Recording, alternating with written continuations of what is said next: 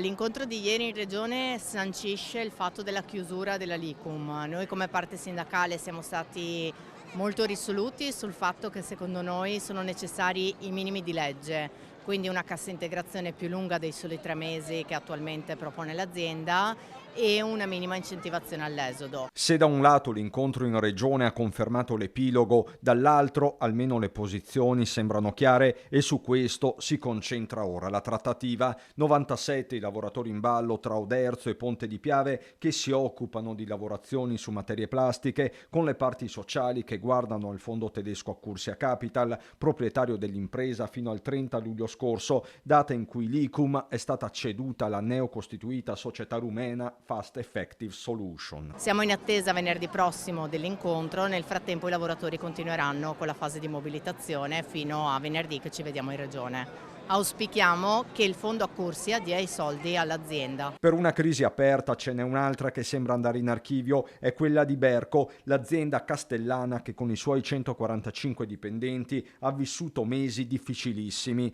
Ospite a Castelfranco Veneto, dove prima ha incontrato l'amministrazione e poi inaugurato la nuova sede di Fratelli d'Italia, il ministro Adolfo Urso ha confermato i piani dell'esecutivo. In tal caso siamo in contatto con aziende importanti e significative come Leonardo e non solo, una diversificazione produttiva che possa